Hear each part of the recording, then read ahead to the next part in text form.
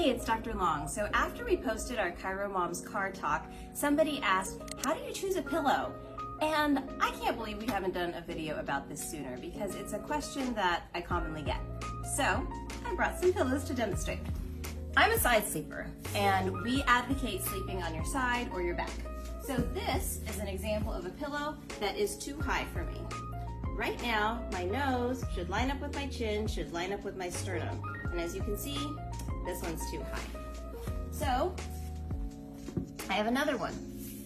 I love this pillow. It's plush. That one was 5 inches, this one's 4 inches. And so if you're a back sleeper, it might work out, but I'm petite. And so this makes my chin go forward a little bit. When you're laying down, whether on your back or on your side, you want your nose, chin, sternum to all be in the neutral position, and my head should be just like I am sitting here talking to you. So this one's still a little bit too high for me. Next, we have a pillow that's a little bit too thin.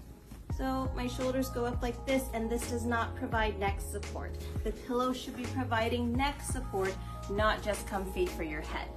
So next, I have, a TempurPedic one. Not that we are recommending certain brands, but I like the memory foam portion of this. As you can see, this side is contoured to support your neck when you're in that back position. And now my nose, my chin, my sternum are all lined up, and my neck is neither too far forward or too far back.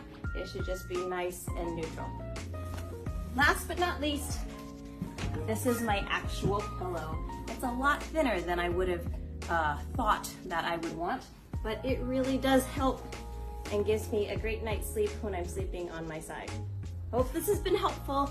Leave us a note in the comments if you have any ideas for pillows or have any feedback. And if you have any questions, please let us know so we can make a video for it.